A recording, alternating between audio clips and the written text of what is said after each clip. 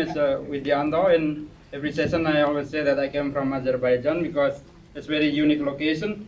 It's in the border with Turkey, which is a secularism, and Iran, which is like Sunni and Shia, and also with Russia, which is communist over there.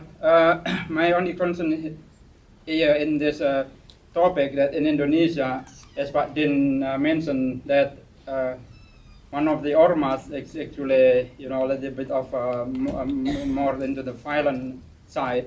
What I would like to kind of like highlight is that I have never heard anybody from the government about the penegakan hukum, about law and order. I believe already been discussed about many times, but we never heard that it is our spirit of having a law and order in the government.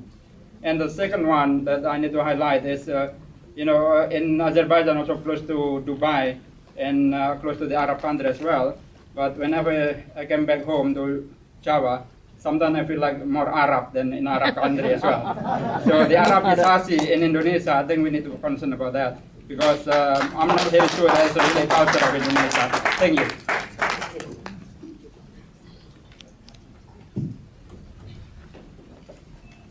Selamat sore Pak, nama saya Denny menyampaikan bahwa kita sudah melakukan segala upaya untuk menyampaikan aspirasi kita ke pemerintah dan kami juga sudah mengirim surat resmi ke Presiden dengan CC kepada pejabat terkait sampai ke Wali Kota Bogor dan sudah dijawab walaupun jawabannya tidak seperti yang diharapkan. Mungkin pertanyaan saya adalah, saya mengerti bahwa pemerintah juga tentunya ada keterbatasan dalam penegakan hukum. Nah, ada dua poin. Yang pertama adalah bagaimana pemerintah untuk lebih terus meningkatkan upaya-upaya penegakan hukum, ya. Yang kedua adalah tentunya pentingnya peranan para tokoh agama untuk menyampaikan secara komunikasi yang baik kepada umatnya, bagaimana mereka lebih menghargai kebebasan beragama dan lebih saling menghormati. Ya. Jadi tokoh agama juga penting sekali fungsinya.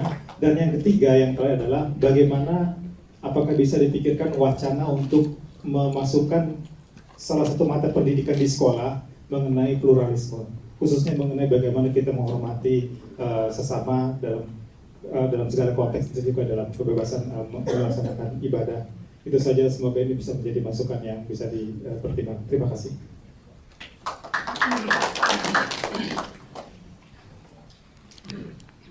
Selamat sore semua. Saya tiap hari selama 22 tahun mengajar orang Chile dalam bahasa Spanyol. Dan sekarang saya mau mengisi kesempatan sedapat mungkin untuk menggunakan bahasa Indonesia. Saya seorang pastor Katolik yang bekerja sudah 22 tahun di Chile sebagai pioner di Amerika Latin. Barusan bulan Mei yang lalu, saya diundang secara khusus oleh KBRI Santiago sebagai warga negara dan undangan khusus untuk mengikuti konferensi dialog lintas agama dan budaya antara Chile dan Indonesia. Itu konferensi itu begitu unik seperti Kongres Diaspora ini yang merupakan pertama kali di dunia. Di Chile, inisiatif itu merupakan yang pertama di Amerika Latin. Jadi kalau tadi kita bertepuk tangan atas inisiatif untuk Kongres Diaspora ini, sekarang atas nama KBRI orang-orang Chile, di sana kita bertepuk tangan untuk inisiatif itu. Tolong ya, tepuk tangan itu. Terima kasih. Jadi di situ dicanangkan bagaimana hari ini di negeri kita sendiri. Saya melihat agak sangat mengkhawatirkan perkembangan toleransi di negeri kita. Sedikit berbicara tentang agama, mereka sudah langsung emosi karena ketika saya melihat atau mendiskusikan tentang itu, kadang-kadang orang tidak bisa membedakan antara faith dengan diskusi akademik. Nah, itu bagaimana Pak Din untuk mengatasi itu? Jadi itu saja dari saya. Jadi semakin menurut saya di perkembangan toleransi di Indonesia akhir-akhir ini mungkin karena berita-berita yang negatif atau mungkin kenyataannya memang seperti itu Pak Den sebagai ketua PP Muhammadiyah ya Pak Den ya. Jadi itu yang saya tanyakan Pak Den. Terima kasih. Ya, terima kasih. Sementara 4 dulu ya, nanti kita jadi banyak pertanyaan yang memang terkait dengan topik kongres kita yang topiknya memang the power of harmony and diversity. Jadi sangat tepat sekali dan saya beri kesempatan Pak Din untuk menjawab 10 menit dan kemudian Pak Amin 10 menit dan setelah itu kita bisa beralih ke 2 pembicara berikutnya. Terima kasih. Tadi saya berharap keempat pembicara diminta bicara. Where are you from? Where exactly? Former Indonesian journalist from Kompas. Yeah. I kick out just because Di kota working. mana? I'm from West Papua. Tahun I'm a berapa? chief of bureau. Tahun Kompas. berapa? Saya ditendang keluar oleh bangsa Indonesia hanya karena saya bekerja Oke, sebagai udah lama wartawan. meninggalkan Indonesia. Ya. Jadi kita tidak usah Oleh karena berdebat. itu saya tahu, oleh karena itu Bapak bicara yang jujur, itu saja yang saya minta. Saya mohon maaf. Saya sudah sering sampaikan ini di forum rapat-rapat IN. Jerry Sarjan dari Colorado. Kebetulan saya hari ini menjadi penanggung jawab aksi di luar sana. Saya sangat senang dengan Pak Anies Baswedan. Sepertinya dari 4 pembicara kalau dia saja yang hadir sudah cukup kayaknya. Karena cuma satu Pak di Indonesia itu penegakan hukum yang nggak ada. Banyak hukumnya udah banyak, tapi penegakan yang ada. Jadi saya juga nggak mau bicara panjang lebar lagi mengenai agama. Kita sebenarnya suka damai, tapi karena hukumnya nggak jelas dan menular, akhirnya ngaco semua. Itu aja Pak. Cerita yang mungkin agak berbeda karena ada manfaatnya. Saya dari Washington DC. Udah beberapa tahun kami sebagai umat Islam ingin membangun sebuah komunitas. Kebetulan kami beli sebuah rumah kecil dekat gereja. Gereja itu tadinya namanya Lutheran Crusader Church, Crusader Lutheran Church. Karena uang biasa, kalau orang Muslim kan uangnya agak ketat ya, jadi agak lama proyeknya. Tetapi seorang pastor yang kemudian ganti di sana, suatu kali kami dinner bareng. Ibu ini bilang kepada saya ini malu sekali ketemu dengan kamu. Kenapa kamu malu? Saya bilang. Dia bilang karena church saya itu namanya Crusader Lutheran Church, and I know that is very insensitive.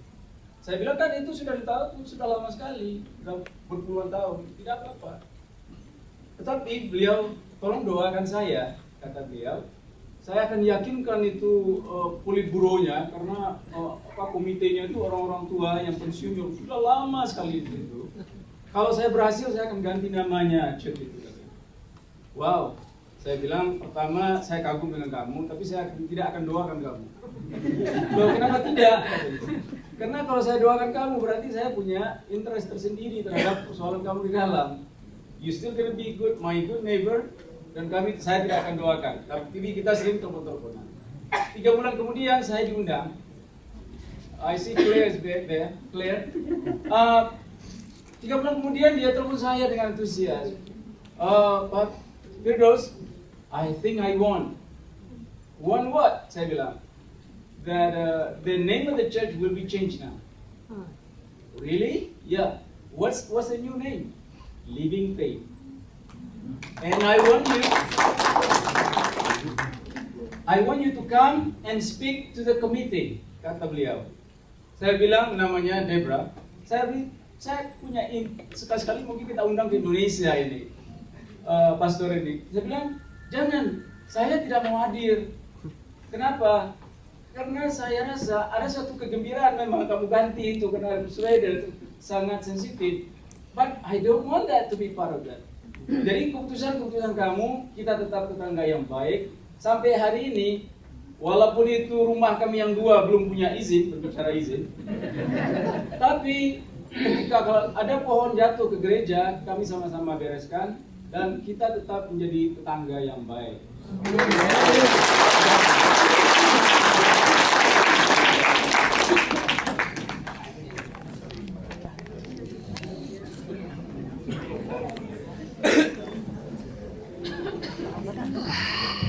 Selamat sore semua, nama saya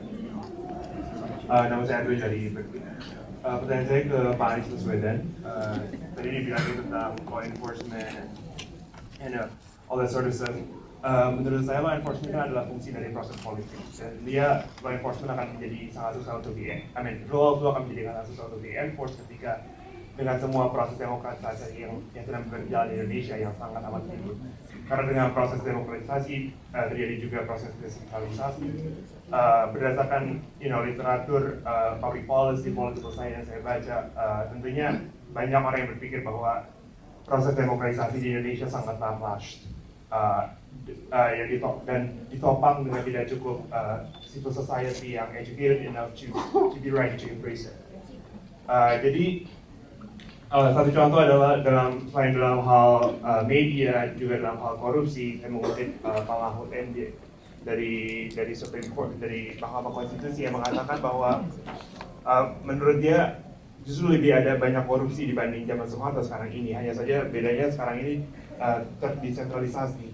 Di zaman Soeharto tersentralisasi. Jadi menurut saya government seringkali istilahnya over romanticize the idea of local governance. And we often get caught up in that dualism. Pertanyaan saya adalah how do you think the Indonesian government should strike a balance between local and central governance with the society being so hungry of democracy and noisy about it?